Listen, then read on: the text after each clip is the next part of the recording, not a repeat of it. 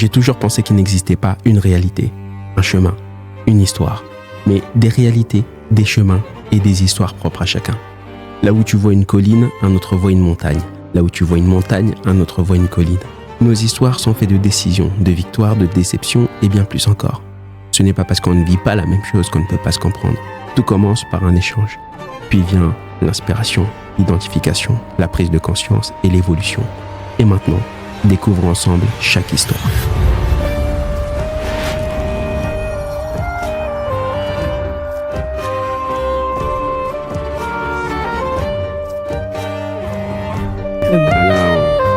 Plus intimiste. Plus intimiste. Ouais, exactement. c'est clair. Eh bien, parfait. Très heureux de pouvoir t'accueillir ici, Sabrina. Merci de me recevoir, c'est très gentil. Avec plaisir. Et on va commencer toujours comme d'habitude par un clap. Hop. Clap. Celui-là était bien. Il y a était une bien fois, je l'ai réussi. éclaté, mais... Il y a de la gouache. Exactement. Je vais commencer par une petite introduction et ensuite on va pouvoir s'aventurer dans les questions et dans ton histoire. Ok, super. Derrière les émissions télévisées, on voit souvent des gens, mais quand on voit ces gens, ils viennent avec leurs histoires que nous on ignore et parfois on aperçoit quelques fragments au travers de la télé. Toujours est-il que quand ils arrivent dans cette émission, ils arrivent avec un bagage, avec une histoire, avec une trajectoire, avec un chemin. Et aujourd'hui, on va s'intéresser à ton chemin, Sabrina, sorti de Love is Blind France. Exactement. Je préfère Love is Blind France que le truc qu'ils ont mis en France. Pour le meilleur à l'aveugle. Ouais, Beaucoup de gens ont eu du mal avec ça. Au meilleur à l'aveugle. Et donc, je suis très heureux de pouvoir t'accueillir aujourd'hui, Sabrina, et de pouvoir en savoir plus sur la personne, la personnalité qu'on a vue à la télé sur Netflix. Bien sûr, avec plaisir. Au plaisir de te raconter mon histoire. Alors. Magnifique. Et avant d'aller plus loin, on va s'aventurer dans le speedrun question. Okay. Là, je vais te poser des questions, tu réponds le plus rapidement possible, avec une petite justification, toujours. Okay. Parce que ça me permet, et ça permet aussi aux auditeurs de pouvoir comprendre, de pouvoir cerner la personne que j'ai en face de moi. Ok, super. Les 2 premières questions assez simples, voire même la 3e aussi. Ton prénom? Sabrina. Suspense. L'étymologie du prénom Sabrina, on peut rentrer là-dedans aussi, ouais. mais... Est-ce qu'il y a un sens? Il y a des choses qui sont vraies. Que le prénom Sabrina, c'est une fille qui entreprend, qui est heureuse, qui aime la vie, mais qui a aussi des petits doutes et des petites fêlures au niveau de la confiance en soi. C'est ce que j'avais vu sur Internet une fois, c'est intéressant. Ah ouais. Et alors, comment tu trouves cette définition? Est-ce qu'elle colle à ta personne? Elle colle quand même pas mal, sur certains aspects, pas sur tous, mais globalement, il y a du vrai. En tout cas pour moi. Peut-être qu'on va en parler, qui sait. Ton âge? J'ai 35 ans maintenant. D'accord. L'émission a été tournée il y a 1 an. Ouais.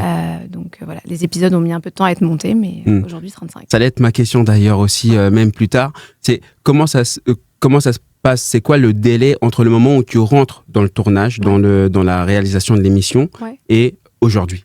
On tourne à peu près en 2 mois et le tournage a eu lieu il y a 1 an, à part le dernier épisode qui lui a été tourné il y a 2-3 semaines. D'accord. C'est tout récent. L'intégralité des épisodes quasi date d'il y a 1 an.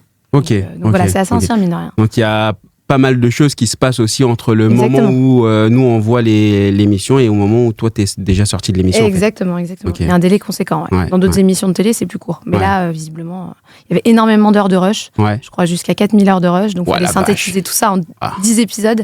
C'est pour te dire. Le travail monstre que ça. C'est déjà colossal. Là, moi j'ai 2 heures de rush. Déjà c'est dur. Tu vas mettre 6 jours. C'est ça. Alors là, des milliers. C'est beaucoup chaud, trop. hein. C'est beaucoup trop. C'est chaud. Le métier que tu fais aujourd'hui ou ce que tu fais de manière plus générale? Moi, j'ai passé des concours administratifs après avoir obtenu une formation juridique, un master 2 en droit public. Et donc aujourd'hui, je travaille dans toute la partie immobilier au sein du secteur public. Voilà, donc j'ai un poste d'analyste en patrimoine immobilier. Je m'occupe de tout ce qui est gestion des actifs immobiliers pour le compte de l'État. Ok. Voilà. S'il y a quelque chose que tu souhaiterais réaliser là, qu'est-ce que ça serait? Là maintenant, tout de suite? J'ai déjà accompli pas mal de choses dans ma vie. Maintenant, c'est vrai que la participation à l'expérience m'a ouvert d'autres perspectives. Et je me dis pourquoi pas me tourner vers des projets un jour de chroniqueuse ou d'animatrice. Ou présenter. J'aime bien l'oralité, j'aime bien interagir avec les gens. Donc pourquoi pas présenter une émission au lieu d'être la candidate, être plutôt celle qui la présente. Mais pourquoi pas? C'est quelque chose que j'aimerais réaliser. Belle expérience, ça pourrait être. Le souvenir qui te donne spontanément et instantanément le sourire. Moi, il y a énormément de moments liés à ma famille qui me donnent le sourire, mais je pense que ma réussite au concours aussi, aux différents concours que j'ai passés, parce que j'en ai pas passé qu'un seul pour évoluer, c'est des moments de bonheur, en fait. Voilà, j'avais le sentiment de devenir vraiment la personne que je souhaitais être, quoi, de devenir quelqu'un à travers ça. Introverti ou extraverti?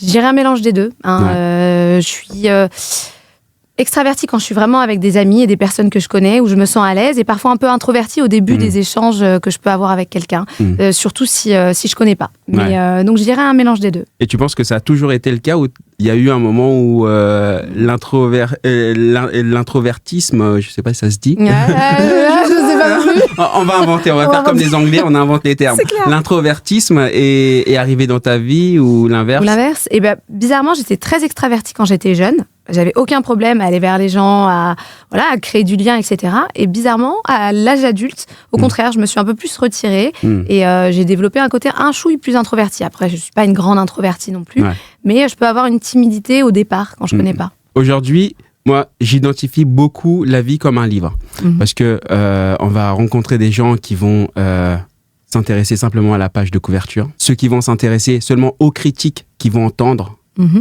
Liés au livre, totalement. Ceux qui vont s'intéresser au résumé qui est derrière le livre, et ceux qui vont s'intéresser au livre, qui vont lire le livre, essayer de juger justement le livre à sa juste valeur. Ouais, je suis d'accord. Et ce que je vais te demander, c'est, pense à ta vie jusqu'à maintenant. Si tu pouvais maintenant la séquencer en plusieurs chapitres, ça serait quoi ces chapitres? Je dirais assez classiquement, mais l'enfance, parce que c'est hyper formateur, c'est aussi ce qui m'a permis de devenir la personne que je suis. Après, je dirais qu'il y a eu une phase de flottement où je me cherchais un peu sur le plan professionnel, mais qui faisait suite à l'adolescence, etc. C'était vraiment après mes années d'études en faculté, où là, je me cherchais, et où j'étais encore en phase de construction, même si je le suis encore, même à 35 ans, je pense qu'on apprend chaque jour. Mais c'est ma deuxième grande phase. Après, j'ai eu la femme un peu plus installée, établie. C'est la phase dans laquelle je me trouve aujourd'hui, parce que socialement j'ai atteint le statut que je voulais, parce que sentimentalement ça va un peu mieux aussi, etc. Et il y aura sûrement la femme de demain, qui elle aussi demande encore à apprendre et à grandir. Voilà. On va sans doute justement aller explorer un petit peu ces chapitres dans quelques instants. Là on va arriver à l'étape où je vais commencer les phrases, je vais te demander de les finir, et me dire éventuellement, bien évidemment, pourquoi tu les as finis comme ça. L'amour, c'est... Pour moi, c'est un des buts de ma vie. Je ne conçois pas une vie sans amour. Pour moi, c'est un peu l'essence d'un individu, en tout cas pour ma part. Je ne généralise pas tout le monde, il y en a qui peuvent s'en passer. Mais ouais. Et comment tu l'as défini, toi, l'amour? L'amour, dans sa plus belle définition, ça serait donner sans attendre en retour. Mais je pense que j'attends toujours quand même un retour quand j'aime. Mais je dirais que c'est un sentiment puissant qui nous bouleverse et qui met du baume au cœur et qui rend la vie plus belle, je trouve. Et les projets prennent une autre dimension, etc. C'est puissant, moi, je trouve, l'amour. Si tu pouvais définir en un mot ton enfance, donc je définirais mon enfance comme... Je dirais en 2 mots. Moi, si c'est possible, je dirais comme heureuse, ça c'est certain, j'ai pas manqué d'amour, mais aussi comme exigeante, sur le plan scolaire notamment. D'accord, ok, on va pouvoir explorer ça aussi. En grandissant, j'ai dû déconstruire. L'idée que tout était parfait, qu'on vivait dans un monde parfait, que j'aurais une vie parfaite, etc. J'ai déconstruit certains idéaux que je pouvais avoir relatifs aux relations humaines, relatifs à mon propre parcours aussi, à comment je le visualisais, je l'imaginais, parce qu'il y a ce qu'on veut et ce qu'on peut faire aussi. Et voilà. Et quelles sont les choses qui t'ont permis de réaliser ça, toi?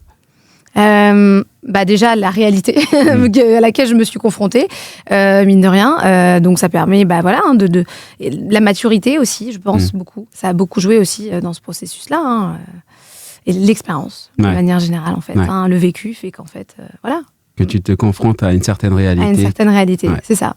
Les différentes facettes de moi sont, on en a un petit peu parlé, presque l'introvertisme et l'extravertisme, là peut-être qu'il y aura quelque chose d'autre. J'en ai plein des facettes. J'ai un côté très jovial et en même temps, j'ai un côté très cérébral, très analytique. J'ai parfois une petite tendance à contrôler aussi. J'ai besoin de ça. J'ai du mal à être dans le lâcher-prise total. Comme tout le monde, je suis multidimensionnelle, quoi. Je veux dire...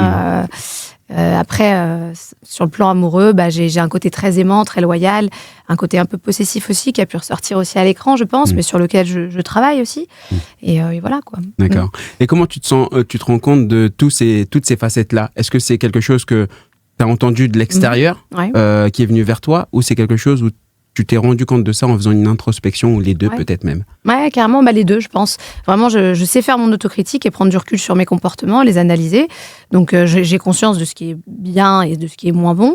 Et puis aussi, les retours d'expérience aussi. Hein. Par exemple, sur le plan amoureux, forcément, dans le domaine relationnel, nos copains, ils nous parlent quand même et ils me pointent du doigt les choses qui vont et celles qui vont moins bien. Donc, ça aide aussi à se faire sa propre idée. Ouais. Ce qui a été pour toi plus facile à dire qu'à faire?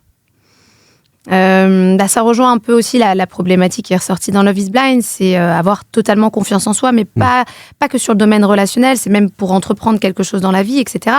En gros, c'est facile de dire j'ai confiance en moi, je crois en moi, mais ça demande du courage de le faire en fait. Et je dirais que voilà, c'est ça. Mais maintenant, ça se travaille. Et j'ai accompli plein de choses dans la vie en croyant en moi. Mais la mise en place n'est pas toujours évidente quand même. Est-ce qu'il y a eu justement un moment dans ta vie, dans le passé, même avant l'émission, où il y a eu une fracture entre un manque de confiance, puis ensuite tu as gagné confiance en toi, bien que tu travailles encore ça?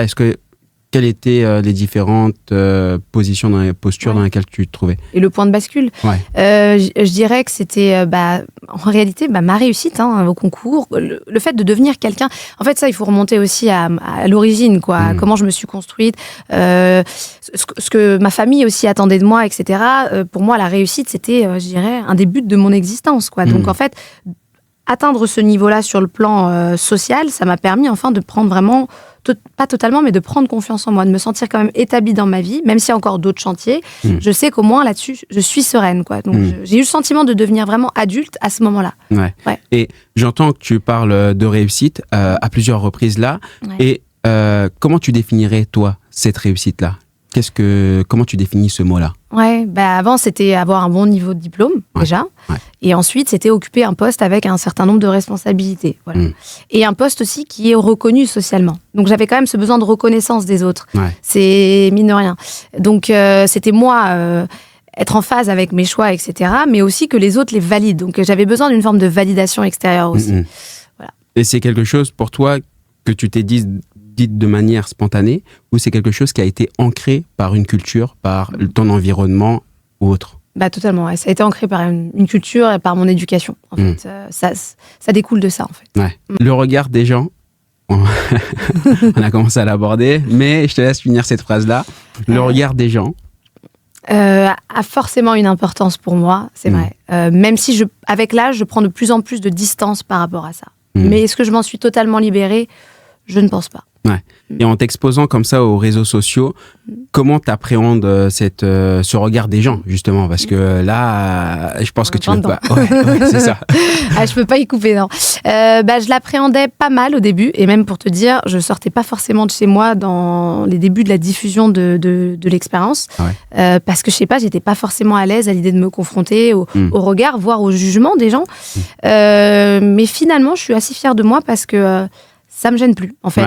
Là, j'avoue que dernièrement, je reçois une vague de messages positifs, des filles qui se sont reconnues en moi, dans mon parcours, ou d'autres qui se reconnaissent pas forcément, mais qui ont aimé mon évolution, etc. Donc, je peux que, on va dire, me sentir de plus en plus à l'aise, tu vois, face à cette exposition. Ça se termine bien, donc je suis contente. Et au final, est-ce qu'il y a eu des appréhensions, bien entendu, comme tu viens de le dire, qui se sont avérées finalement pas vrai, justement, que tu avais peur, tu avais la crainte de certaines choses qui ne se sont pas produites finalement? Globalement, je pense que forcément, c'est dur. On sait très bien que sur les réseaux sociaux, ça peut aller très vite, ça peut s'emballer, et parfois les gens peuvent aussi être sans filtre, quoi. Mais c'est vrai que ça a un peu déconstruit mon idée que je me faisais du regard critique que j'allais peut-être recevoir. Finalement, ça va. C'est plus positif que négatif, globalement. Eh ben, super. Tant mieux. Comme ça, au moins, ça... c'est clair. Quand je regarde en arrière, je me rends compte ou je me rends compte que... Quand je regarde en arrière, je me rends compte que je suis quand même fière de la femme que je suis devenue. Et du parcours que j'ai fait jusqu'à présent. Et Sur quoi encore aujourd'hui, tu pourrais dire que tu as du mal? On a parlé de la confiance en soi tout à l'heure, que c'est quelque chose que tu travailles encore. Ouais. Mais voilà, si je te pose cette question à ce moment-là, qu'est-ce que tu me répondrais? Outre cet aspect-là, j'ai encore du mal à affronter la peur de perdre mes proches, par exemple. Je sais que c'est un travail aussi que j'ai à faire sur moi. À mon âge, les gens parfois acceptent cette idée. Moi, j'avoue que j'ai encore du mal. Je suis un peu dans le déni de cette. Pourtant, c'est évident qu'on les perdra et qu'ils partiront normalement dans la logique des choses avant nous, mais ça, j'ai encore un peu du mal à m'y confronter. Après, c'est aussi parce que tu vis une situation qui est assez différente. C'est pas la vieillesse tout simplement. Il y a une maladie derrière. C'est vrai. Ça a eu un impact énorme aussi sur ma façon de penser, sur mon rapport à la famille, etc. Ça, c'est déterminant, quoi. Et ça a été hyper bouleversant pour moi. Je sais pas si tu voudras creuser ce point-là après, mais avec ma mère, malheureusement, j'ai vécu la peur de perdre, quoi. J'ai su ce que c'était. Alors qu'auparavant, j'avais peur de perdre mes petits copains, etc. Mais c'est dans une autre mesure, quoi. Là, la peur de perdre son proche, c'est plus puissant. Ouais. Surtout avec une maladie, en fait, où le proche, on le voit partir progressivement, en fait. C'est pas quelque chose de soudain. Mais quelque part, j'ai une chance de pouvoir profiter de ma mère encore aujourd'hui.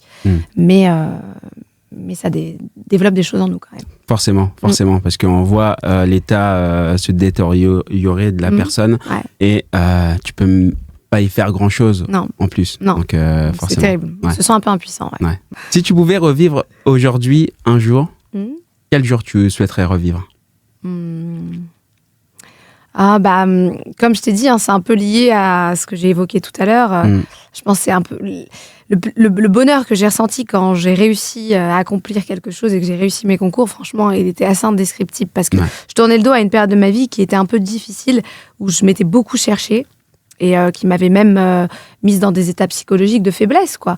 Et du coup, c'était pour moi le début d'une nouvelle ère, quoi, d'une nouvelle Sabrina, etc. Donc, ça a été précieux. Et évidemment, des moments précieux avec mes amis, des fous rires, aussi simples soient-ils. Moi, je me raccroche aux choses les plus simples de la vie. C'est là que je trouve mon oxygène. Des moments avec mes proches, avec ma sœur ou mes parents, tout ça, ça compte beaucoup. Et à contrario, si tu pouvais choisir un jour à ne absolument pas revivre, tu choisirais quel jour? L'annonce du diagnostic de ma mère, c'est un moment... Pour moi, c'est un tournant dans ma vie, quoi. Donc, ça a été le pire jour, je pense, de mon existence. Ouais. Et qu'est-ce que ça a changé, ce moment-là, entre le avant et le après? Comme je l'évoquais, avant, je sais pas, pour moi, mes parents, je sais qu'ils sont pas immortels, je le sais, mais je le conscientisais pas forcément. Et là, en fait, je me suis dit, en fait, ils sont faillibles, quoi. J'ai vu chez eux une vulnérabilité que je voyais pas forcément. Je sais pas, je voyais toujours mon père comme un roc et ma mère comme aussi un pilier de la famille. Et là, en fait, je me suis dit, mince, en fait, ils sont mortels. Et la maladie peut les terrasser. Et un jour, je vais devoir faire face à cette séparation. J'en ai conscience. Et ça, c'est pas toujours évident. Et comment ça s'est passé, le diagnostic de cette maladie, qui est la maladie d'Alzheimer? En fait, ma mère a commencé à avoir des troubles cognitifs. Elle se sentait plus forcément aussi à l'aise dans l'accomplissement de ses tâches au quotidien. Donc, elle est partie faire toute une batterie de tests. Je crois de mémoire qu'elle avait fait des tests cognitifs. Ensuite, ils lui ont fait une IRM de l'hippocampe. Et après, ils lui ont fait une ponction lombaire. Et c'est comme ça qu'ils ont dit qu'elle avait une maladie apparentée à Alzheimer. Et donc là, mon père, moi et ma sœur, on était un peu dans le déni parce que on n'avait pas de signes cliniques évidents, quoi. On dit, oh, mais tu perds tes mots, c'est pas grave.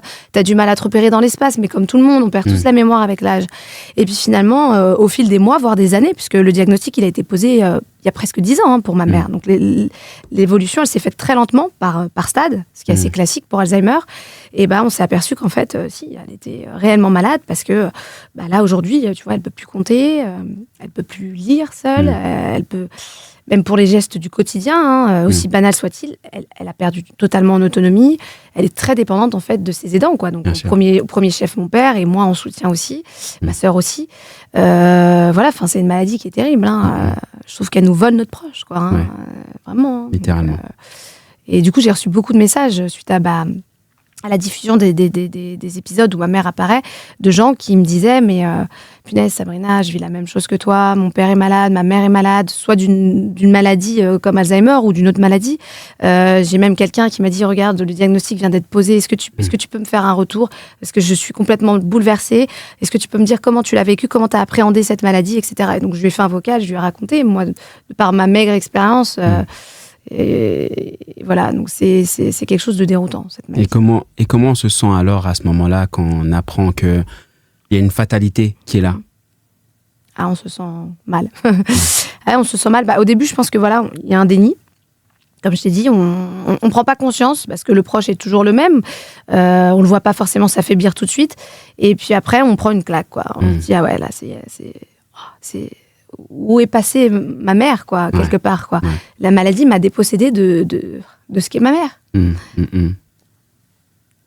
Donc, on est forcément touché, tu vois. Je m'étais dit, je vais pas pleurer là, en plus, c'est terrible. Je suis désolée. Je sais pas, même si tu l'aimes autrement, parce que voilà, mais tu n'as plus les mêmes interactions, tu peux plus rire avec elle comme avant, tu peux plus débattre avec elle comme avant, tu vois, lui raconter ta vie sentimentale, tes problèmes. Après, je tiens à dire que les malades d'Alzheimer, ils ressentent beaucoup les émotions. Et ils sont très sensibles à ça. Moi, si je pleure, ma mère, elle est pas bien, tu vois, elle est touchée. Si je ris, elle rit avec moi. Donc, en vrai, ils sont toujours là, c'est juste que ils ont plus toutes leurs facultés, donc faut s'adapter. Et au moment où ça a été posé, c'était à quel moment, il y a combien de temps que ça a été posé, ce diagnostic? Quasiment 10 ans. Ah Quasiment 10 ans, donc ça a évolué très lentement. Je me rappelle, c'est quand elle a commencé à quitter son travail. Enfin, déjà dans son travail, en fait, parce qu'elle travaillait chez Renault depuis toujours. Elle était secrétaire de direction là-bas. Et elle avait du mal à intégrer les nouveaux process de travail et tout. On pensait que c'était juste parce qu'elle nait à une époque et elle avait des habitudes de travail. Elles ont été radicalement changées avec l'évolution des technologies et tout. Et puis finalement, elle a vu, elle qui parlait très bien, elle était très éloquente, elle écrivait aussi très bien, elle avait une bonne plume, qu'elle n'arrivait plus à le faire comme avant. Et voilà, c'est ce qui nous a alertés en premier lieu.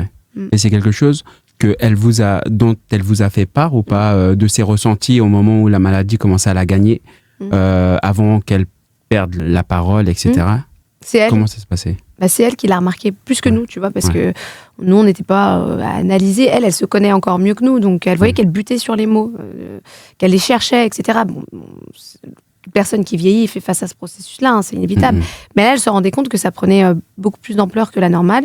Et du coup, c'est elle qui a dit non, je veux aller vérifier si elle a eu ce courage, parce que je sais que certaines personnes ne veulent même pas poser le diagnostic. Et elle a dit, je sens qu'il y a quelque chose, je sens que j'ai une maladie. Et comme elle se renseignait beaucoup, elle lisait beaucoup de revues médicales et tout, elle s'est dit, je pense que j'ai cette maladie. Et à l'époque, c'était pas autant démocratisé, on peut dire ça, que maintenant, tu vois. Donc elle a voulu faire ses examens, on l'a accompagnée, et voilà. Donc elle l'a vu arriver presque avant les autres, en fait. Totalement. Et quelles sont les choses que vous mettez en place dans la gestion de cette situation? Le diagnostic tombe, bien sûr, émotionnellement, c'est très compliqué.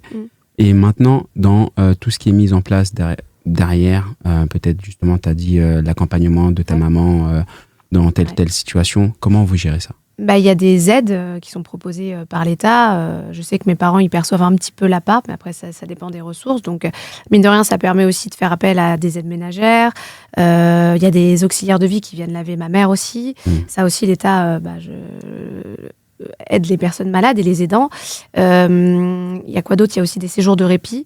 Je sais que ma mère, elle va à l'hôpital de jour 1 fois par semaine pour permettre à l'aidant de souffler et elle aussi d'avoir des activités, etc., et de rencontrer des professionnels de santé, quoi. Et puis parfois, je pense qu'il ne faut pas culpabiliser en tant que proche, mais c'est important pour des aidants de trouver un peu de repos aussi, parce que la charge mentale liée à la maladie d'Alzheimer, elle est très, très lourde. Et donc, c'est précieux qu'ils acceptent, et ça, mon père a beaucoup de mal avec ça, de mettre ma mère, de temps en temps, dans un EHPAD, en fait, dans un établissement qui la reçoit pour 2 semaines, le temps qu'il souffle, et après, il la récupère 3 à 4 mois d'affilée, quoi, ou 5 mois. Mais c'est hyper précieux de le faire, parce que très souvent, on dit que l'aidant part avant le malade, en fait, parce que la charge liée à la maladie est terrible. Ma mère, elle réveille mon père plusieurs fois dans la nuit, parce qu'elle fait de l'anxiété. On a la chance d'avoir une maman et mon père une femme qui est très douce.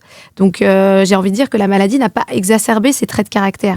Certains ont des hallucinations, sont agressifs, etc. C'est encore plus dur à gérer. Nous, vraiment, c'est juste l'anxiété qui peut poser problème. Sinon, globalement, c'est une brave femme, quoi, une gentille femme. Mais donc, c'est important pour les dents de souffler, quoi. Donc, faut pas culpabiliser de le faire de temps en temps. Ouais. Et après, sinon, c'est des structures type EHPAD pour des courts séjours, si on ne veut pas laisser son proche ad vitam aeternam là-bas, ce que je comprends parce qu'on a le sentiment de l'abandonner, c'est très dur. Enfin, nous, dans notre famille, en tout cas, c'est pas notre approche. Mais de temps en temps, pour souffler, je trouve ça bien. En plus, ils ont des unités spéciales où ma mère est déjà allée. Et même si elle a perdu énormément en autonomie, mine de rien, elle adore être entourée et être avec les autres. Donc, on lui avait trouvé une structure où, justement, elle est restée 2-3 mois parce que pour des obligations, des problèmes familiaux, on a dû l'y mettre. Mon père, il s'est cassé la jambe, en fait. Il s'est cassé le fémur et il pouvait pas s'occuper d'elle tout le temps. Nous aussi, on pouvait pas la prendre en charge tout le temps. Donc, je crois qu'elle y est restée 3 semaines, 1 mois. Et en réalité, elle était super bien. J'ai été étonnée. C'est la première fois qu'on la mettait en 10 ans là-bas.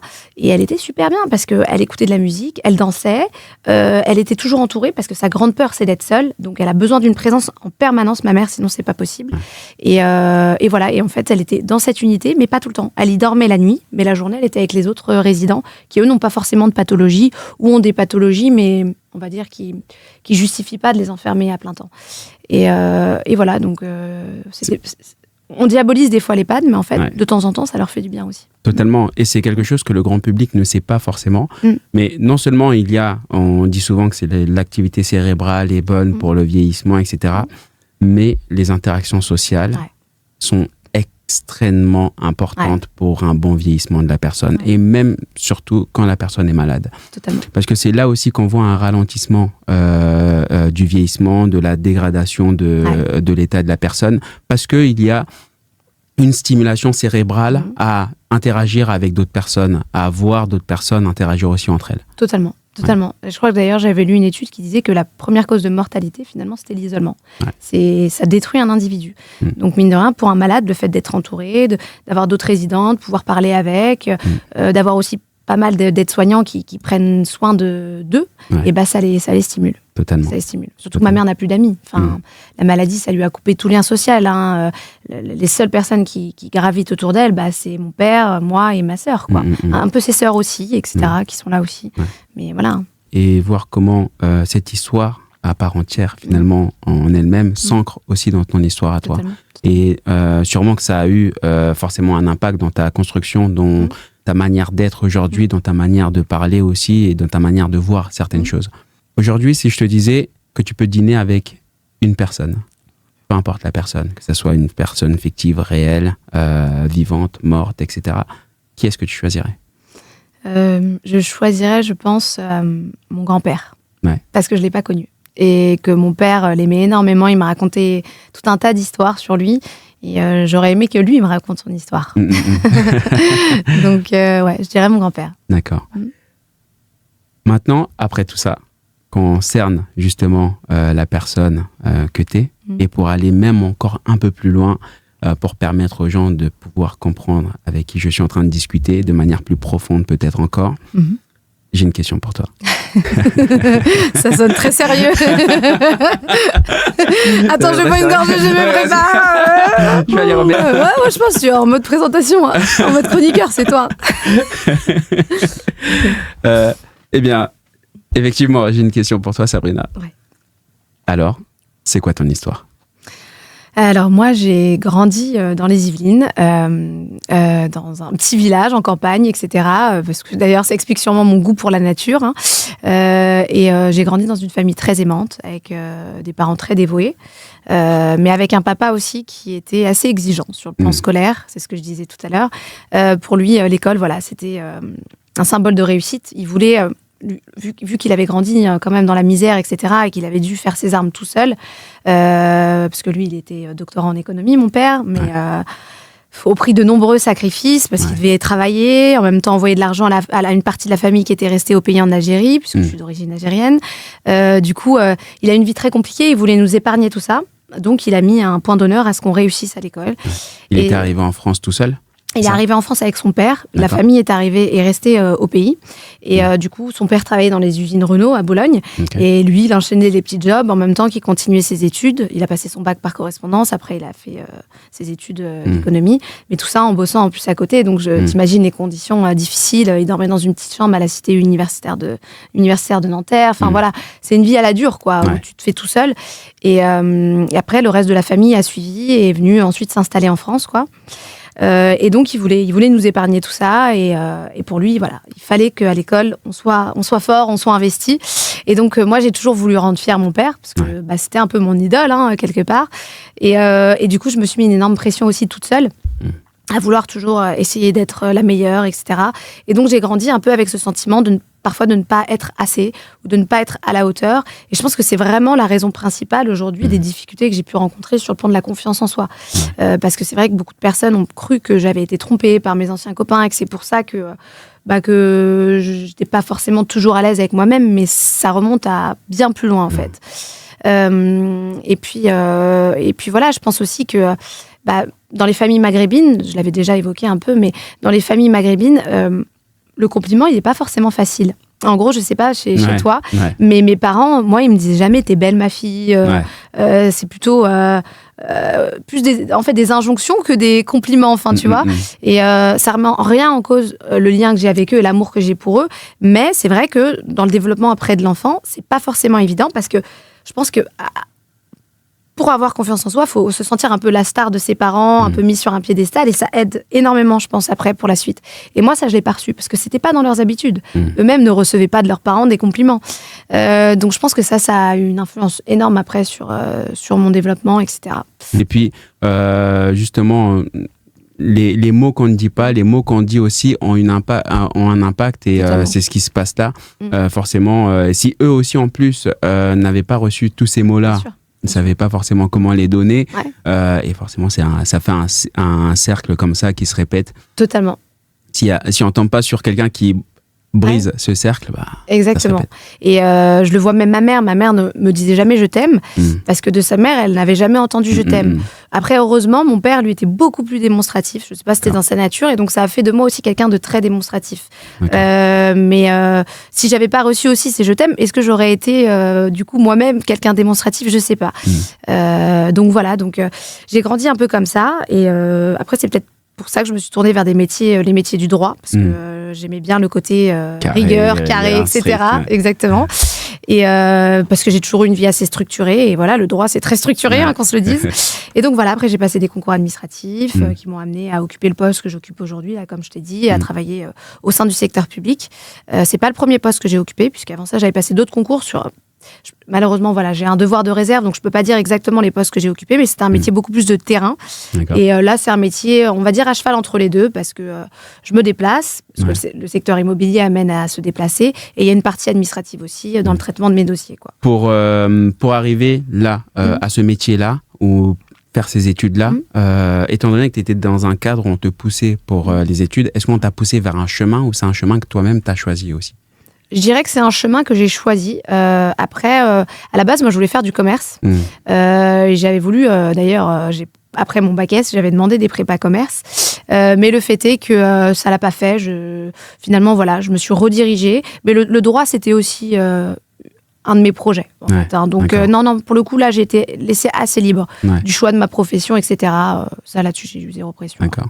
Et une fois que tu as cette profession, tu as ce concours, déjà, quel niveau de rigueur de travail ça t'a demandé? Forcément beaucoup d'investissement, hein. Je pense que tu t'es bien placé aussi pour savoir ce que c'est vu ton background, hein. mais ouais, non, les concours, c'est sélectif et ça nécessite une grosse capacité de travail. Le premier que j'avais passé, un peu moins. Mais après, j'ai voulu évoluer et passer d'un grade de contrôleur à inspecteur. Et là, on entre dans quelque chose d'un peu plus sérieux, hein, vraiment. Enfin, c'est sérieux dans tous les cas, mais voilà. Et je dirais que ça m'a mobilisée pendant un an à travailler non-stop pendant plusieurs heures d'affilée, enfermée dans sa chambre, en sacrifiant un certain nombre de choses, aussi bien ses relations amicales, dans un temps du moins, que amoureuses, quoi. Donc voilà, c'est des sacrifices, mais il n'y a pas le choix, hein. Et en parlant justement des relations amoureuses et des sacrifices que ça t'a demandé pour arriver là où tu es aujourd'hui, en te rendant compte des sacrifices que tu as fait, est-ce que c'est ça qui t'a poussé à aller dans Love is Blind? C'était quoi finalement la motivation derrière? Et là pour le coup, je dirais que c'est vraiment la quête de l'amour en fait, tout simplement, un peu naïvement. Moi en plus j'avais l'habitude de rencontrer des mecs un peu, surtout dernièrement sur des applis de rencontres, et ça me mettait un peu le focus sur le physique. Et j'avoue que j'étais célibataire. On m'a casté. En plus, c'était une émission, moi, que je regardais, Love is Blind, de base, et j'adorais le concept. Donc, je me suis dit, écoute, ça a marché pour certains. Ils ont trouvé l'amour, ils se sont mariés sur Love is Blind, surtout à l'étranger. Pourquoi pas moi, après tout? J'étais pas fermée à l'expérience, et je me suis dit que c'était encore une nouvelle page de mon histoire, quoi. Et donc, voilà. J'y suis allée sans trop réfléchir, je t'avoue. Et je me dis, why not? Et puis voilà, après, j'ai fait la rencontre, tu le sais, de Vanmi, même si ça n'a pas abouti finalement entre lui et moi. C'était une belle expérience qui m'a aussi appris sur moi, donc je retire du positif. On va justement y venir à ce que ça t'a apporté. Mais juste avant encore, t'as été cassé. Comment ça se passe, le casting, en fait? Ils viennent te chercher. Par rapport à quoi? Ça prend combien de temps? Raconte-moi tout. Ouais, c'est une question qu'on m'a déjà posée en plus plusieurs fois. Ils m'ont casté sur mes réseaux sociaux. Donc j'avais une toute petite communauté, genre 400-500 abonnés. Et donc ils m'ont contacté. Est-ce que ça te dirait de rencontrer l'amour? On lance cette émission, tu connais, etc. Je dis je connais à l'étranger, je suis consommatrice en plus de ça. Et du coup, j'ai passé un premier casting. On m'a filmé, etc., en me posant un certain nombre de questions pour voir effectivement comment je réagissais, devant une caméra aussi. Et ça a été envoyé à Netflix. Et Netflix, ensuite, m'a casté dans un second temps. Et ensuite, ils ont validé ma candidature. Voilà, c'était... je pense qu'ils ont voulu prendre des gens... pas pour tout le monde, mais des gens normaux, finalement, avec quand même assez bien installés dans leur vie professionnellement, et à qui la seule chose qui manquait, c'était l'amour, quoi, quelque part. Donc, on avait toutes et tous, je pense, une stabilité sur le plan personnel, globalement, même si on a tous des petits traumas, des choses comme bien ça, sûr. Mais je pense que c'est le cas de tout le monde. Et voilà, il manquait que ça, que l'amour. D'accord. Et du coup, quand tu arrives sur le tournage, comment ça se passe pour toi? Déjà, tu rencontres certes les autres filles et les garçons. Comment ça se passe quand t'es inside, quand t'es à l'intérieur? Je comprends, les coulisses. C'est particulier, je t'assure. Déjà, quand tu rencontres les filles, au début, t'es là, c'est donc ces filles-là qui vont être sur peut-être le même mec que moi, etc. Et non, en vrai, franchement, on s'est toutes bien entendues globalement. Alors forcément, t'as des filles avec lesquelles tu connectes un peu plus que d'autres, mais je trouvais que tu vois, c'est pas comme une télé-réalité classique où tu as des ennemis, où tu dis, oula, celle-là, je m'en méfie et tout. Globalement, j'ai jamais eu le sentiment que je devais me méfier de qui que ce soit. Et j'étais plutôt en phase avec tout le monde, etc. Après, comme de base, je suis quelqu'un qui connecte pas tout de suite avec les gens ou pas avec tout le monde, je me suis plus rapprochée de Tatiana, moi, dans un premier temps. Et après, j'ai commencé à connaître le reste du groupe, exactement. Après, les rencontres, elles se font à l'aveugle, dans des capsules, comme on a pu le voir. On échange pendant... plusieurs semaines sur la base de différentes thématiques. On approfondit petit à petit. En fait, au fur et à mesure des questions qu'on pose à chacun, on affine notre choix, tu vois. Et donc, au début, on date tout le monde. Et en fait, ça se réduit comme un entonnoir au fur et à mesure, tu vois. Et à la fin, on finit avec une seule personne, ou pas. Il y a des filles aussi qui ont fini avec personne. Et il y en a d'autres aussi qui ont continué au-delà de l'expérience, mais qui n'ont pas été forcément montrées à l'écran. D'accord. Voilà. D'accord. Mais c'est logique. La prod ne peut choisir qu'un certain nombre de couples parce que tu ne peux pas tout diffuser, quoi. Bien sûr, bien sûr. Mais oui, c'est quelque chose qui est vraiment intriguant parce qu'on n'a pas forcément la chronologie au niveau des jours. Évidemment, quand tu es rentré dans les capsules, tu étais une personne. Quand tu es rentré dans cette aventure-là, tu avais peut-être certaines attentes quand même si tu ne savais pas trop dans quoi tu t'embarquais. Qu'est-ce qui diffère une fois que tu sors? Quand tu sors de là, qu'est-ce qui est différent entre la Sabrina d'avant et la Sabrina d'après? Quand tu sors de tout le processus ou quand tu sors uniquement des capsules? Quand tu sors de tout le processus et que tu reviens à ta réalité, à la vie que tu avais avant justement cette aventure. Je dirais que moi, je suis restée assez authentique de bout en bout. Alors parfois, il y a des aspects de ma personnalité qui sont ressortis, j'ai dit dans d'autres interviews, mais qui sont sortis un peu... à l'extrême, je trouve, parce que la télé a cet effet un peu grossissant et que des fois, les montages font qu'on veut mettre l'accent sur certains comportements plus que sur d'autres. Notamment, je fais référence à mon côté un peu possessif, etc. Je suis possessive, mais pas autant que ce qui ressort à l'écran. Mais je pense que la suite tout mon processus le démontre quand même, j'espère. Mais je dirais que, donc, vu que je suis restée moi-même, il n'y a pas grand-chose qui a changé. Si ce n'est que j'ai encore appris de la relation que j'ai pu construire avec Vanmi. Que j'en ai retiré des leçons et que j'ai pris du recul et analysé certains de mes comportements pour ajuster, en fait, pour mes relations futures, quoi. Donc, c'est plutôt le contexte caméra qui est un peu différent, tu vois. C'est ça qui est un peu déroutant. T'as pas l'habitude d'être filmé. Enfin, t'as un repas avec, par exemple, je me rappelle, on avait fait un repas vietnamien avec Vanmi, ça n'a pas été monté parce que, voilà, pareil, choix de la production. Mais j'avais organisé ce repas et c'était pas forcément hyper facile d'avoir une perche au-dessus, donc un micro, des caméras là, et tu vois, d'avoir une discussion normale. Sinon, ta journée s'est bien passée, oui, c'est bien. Et toi, enfin, tu vois, alors qu'on est dans une petite pièce, que c'est autour de toi, même si franchement l'équipe était top, les journalistes étaient top, les ingé-sons aussi, mais en vrai, t'es pas 100% toi-même. Donc, ça change un peu la manière dont t'appréhendes ta relation. Mais sinon, en soi, moi, je suis restée moi-même. Et puis, forcément que t'es dans des circonstances différentes où il y a des caméras, des micros en face de toi, et c'est ce que je me demandais aussi, mais comment t'arrives à rester naturel ou à faire les choses, comment tu peux réussir à faire les choses naturellement alors que le cadre lui-même n'est pas naturel? C'est vrai. Très compliqué. C'est très compliqué. Ça a été le défi pour moi de cette expérience et je pense que c'est quelque chose qui s'apprend. Là, c'était ma première télé, donc voilà. Au fur et à mesure des épisodes, il y a eu un lâcher-prise, mais ça met du temps. Ça met du temps. Je me rappelle, dans les capsules, j'étais... Waouh. Et encore, on voyait pas les caméras dans les capsules. Les caméramans étaient derrière. On était vraiment... je dirais que c'était le contexte le plus favorable.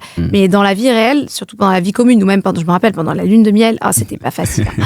C'était pas simple du tout, parce que là, pour le coup, je voyais les caméramans et je devais agir comme si tout était normal, dans un contexte, comme tu l'as dit, qui n'est pas normal. Donc, c'est un défi de vivre une histoire d'amour dans ce contexte-là.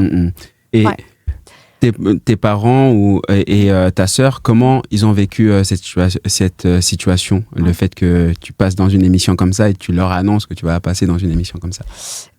Dans un premier temps, la surprise, en mode qu'est-ce que tu vas faire là-dedans et tout, Sabrina, c'est quoi ça? Et après, mon père m'a dit t'es majeur et vacciné, t'es libre de tes choix, si tu penses que ça peut t'amener l'amour, vas-y, fonce, écoute. Vis le truc à fond. Ma sœur un peu plus réticente quand même. D'ailleurs, elle n'est pas passée à la télé parce qu'elle voulait pas forcément être exposée médiatiquement, etc. Voilà. Aujourd'hui, maintenant que l'émission est passée, comment ça se passe l'après, tu vois, une fois que tu sors de là et que les relations avec Vanmi, par exemple, sont terminées, comment tu retournes à ta vie d'avant? Moi, j'ai envie de te dire que j'étais contente de retourner à ma vie d'avant, justement. Je trouvais que le contexte tournage me mettait un peu une pression. Et quand je suis retournée à ma routine, c'est enfin là que j'ai pu me recentrer, souffler, etc. Donc, en fait, la transition, elle s'est faite très bien. Je sais qu'il nous disait aussi qu'il y aurait peut-être un moment de flottement, etc. Mais moi, je ne l'ai pas du tout vécu, en fait. J'étais contente. La relation avec Vanmi, ça, c'était une chose. Mais le fait de reprendre mes habitudes, parce que tu vois, je voyais plus mes amis quasiment pendant le tournage, j'avais pas le temps. Même le sport, j'en faisais moins. Je jonglais entre mon travail et le tournage, ça me fatiguait. J'étais fatiguée aussi. Là, enfin, ça fait du bien d'être en mode lâcher prise. Donc, je l'ai plutôt bien vécu, ce retour à la vie normale. Là, ça t'apporte, bien entendu, une évolution sur ta connaissance de toi-même. Tu apprends à te connaître toi-même. Si tu pouvais identifier quelque chose où tu te dis, là, il y a eu quelque chose, enfin, ça m'a apporté concrètement telle évolution, ça serait quoi? Par rapport, par exemple, tout à l'heure, on a parlé de la confiance en soi, qui s'est construite bien avant encore, dès l'enfance. Est-ce que tu as senti une différence par rapport à ça? Est-ce que tu avais même une crainte en arrivant dans l'émission qu'il y ait justement encore cette histoire de confiance Je dirais que j'avais pas forcément d'appréhension. Après, je connais un peu mes failles, etc. Mais je pense que selon le partenaire aussi, ça se réveille ou ça se réveille pas.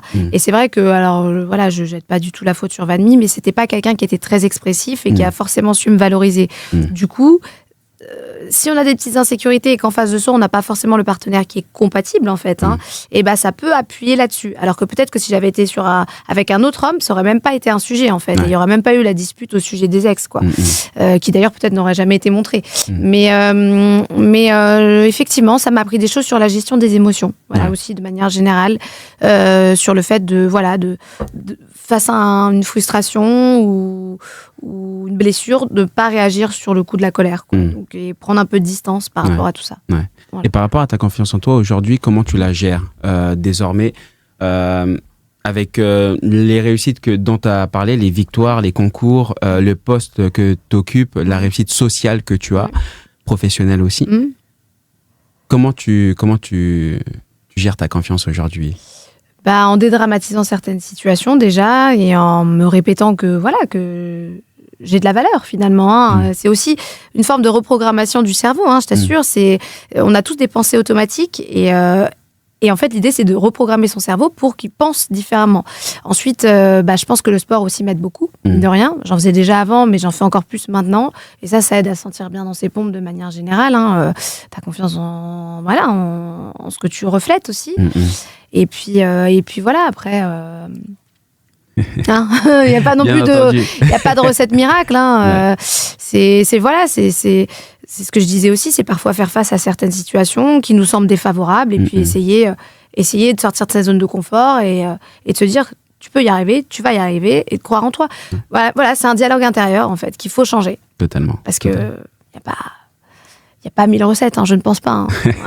Non, et c'est pas magique, ça, c'est clair. C'est pas magique, c'est clair. Je pense que, étant donné les fragments de ton histoire qu'on a là, on peut se douter que à un moment donné, il y a eu des changements, il y a eu des évolutions, il y a eu une prise de conscience. Et pour toi, cette prise de conscience, c'est venu d'où ?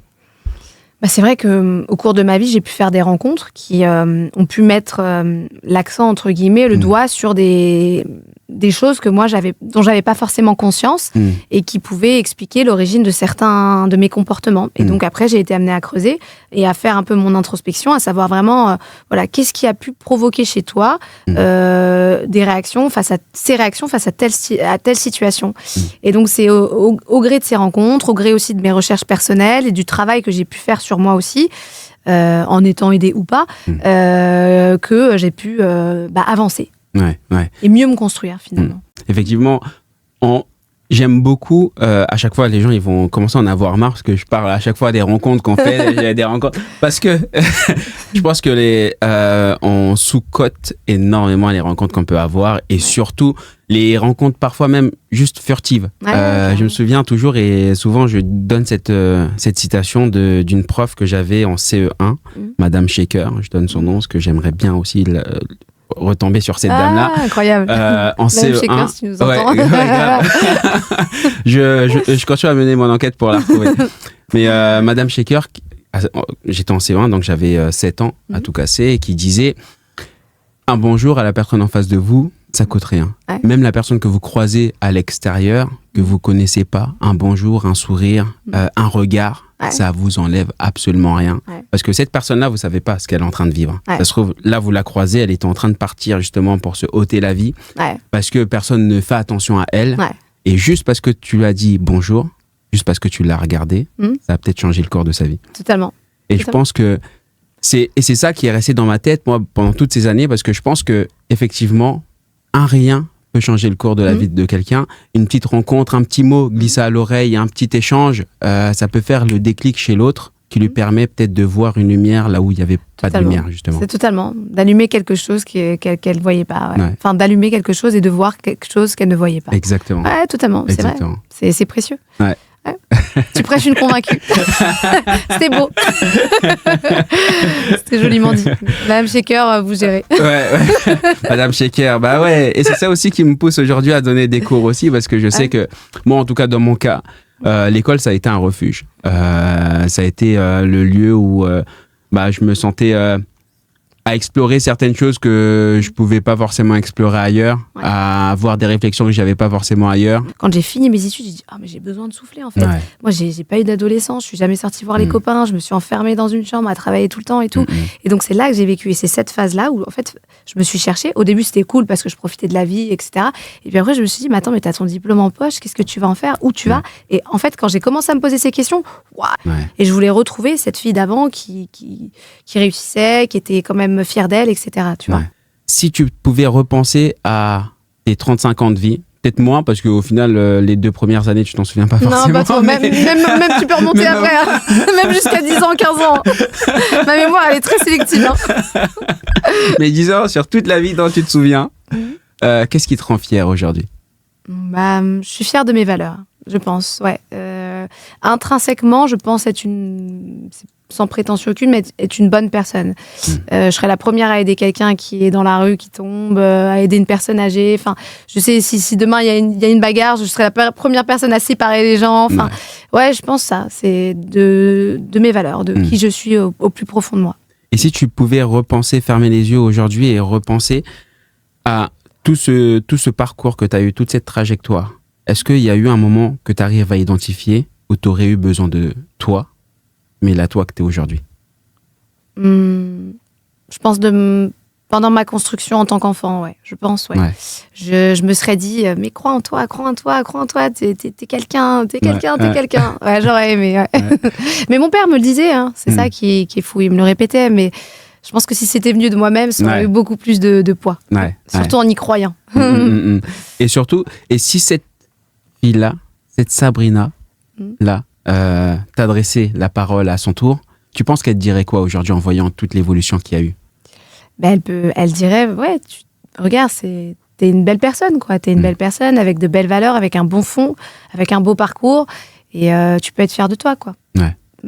Si tu repenses à toute ta trajectoire aujourd'hui et que tu pouvais changer quelque chose, si tu voulais changer quelque chose, qu'est-ce que tu changerais?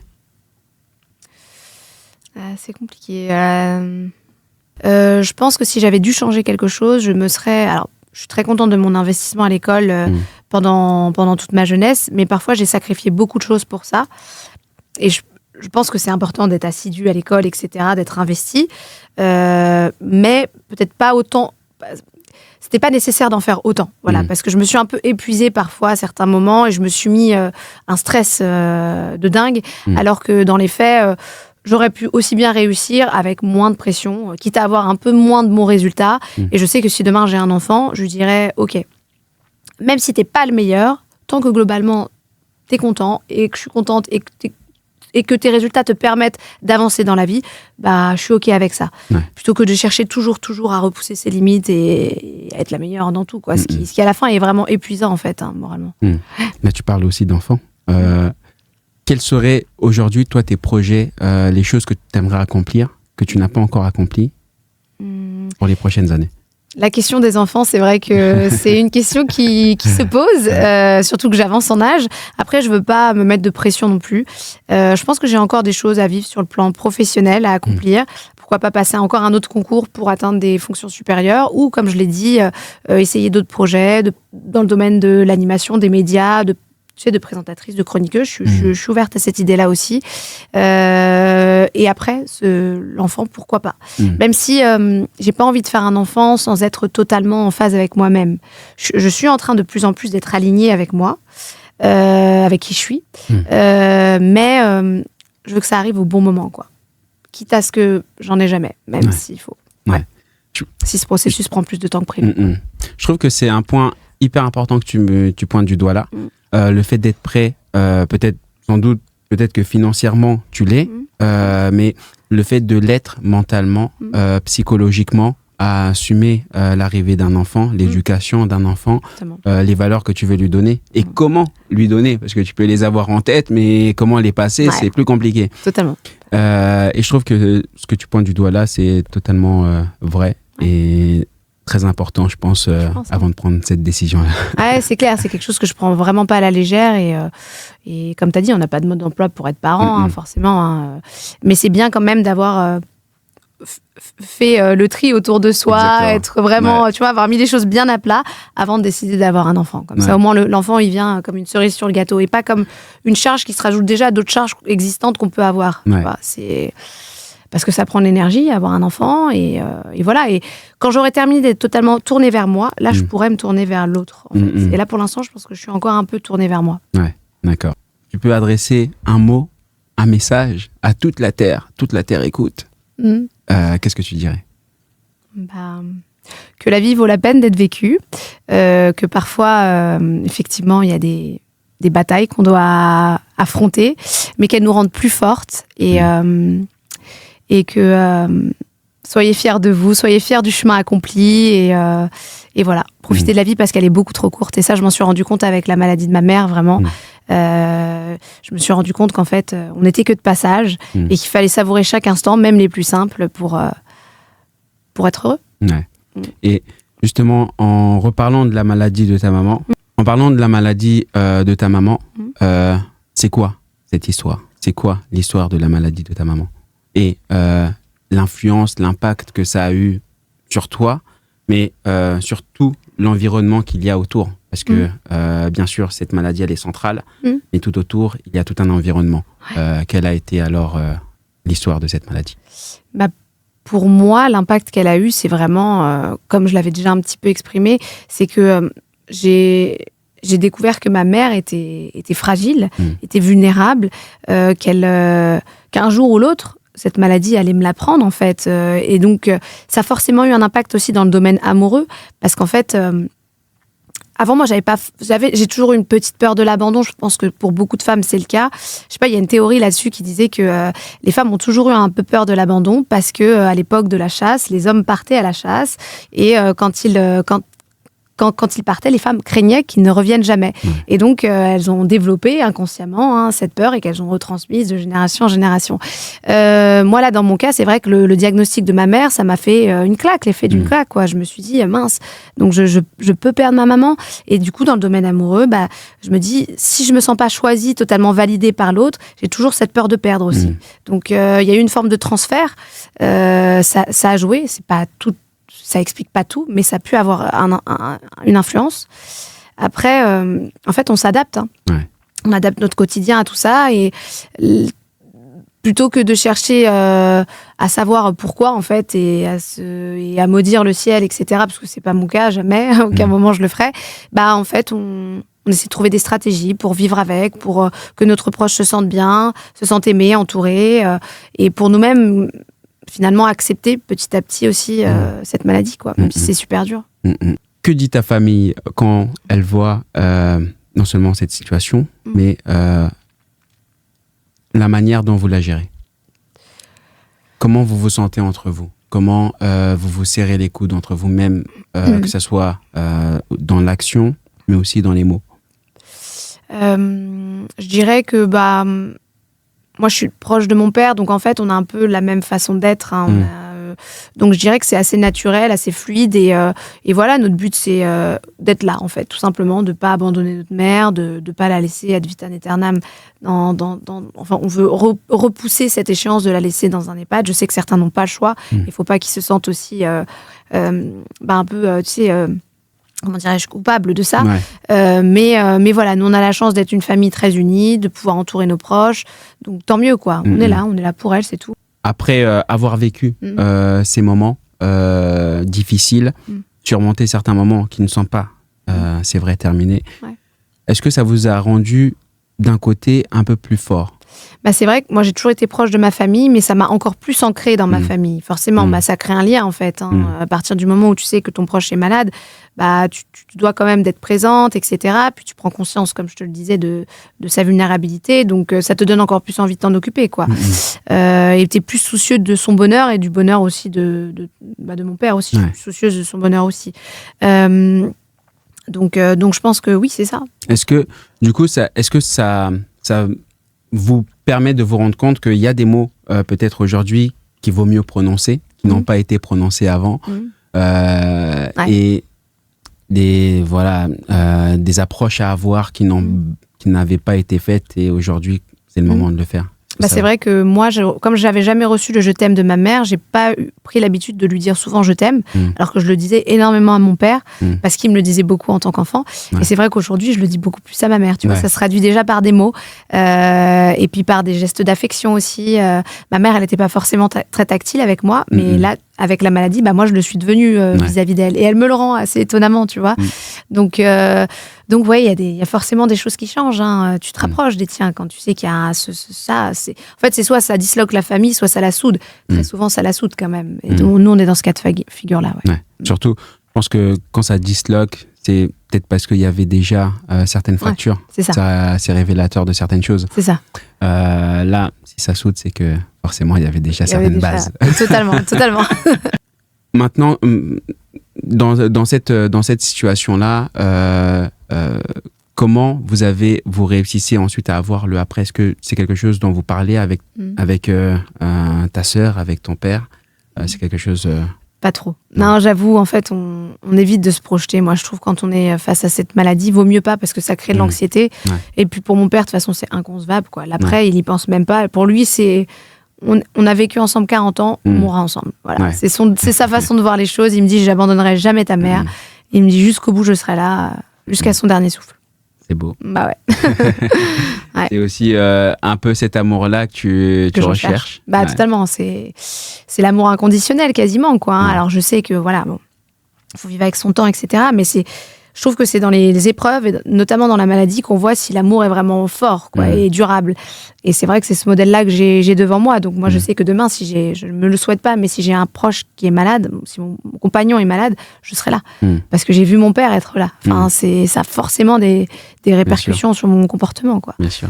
Et je trouve ça magnifique. Ouais, c'est magnifique. Très beau, très beau mot de la fin sur l'amour. C'est vrai. Et sur l'espoir. Et sur l'espoir, exactement. Est-ce qu'il y a quelque chose que tu voudrais ajouter, Sabrina?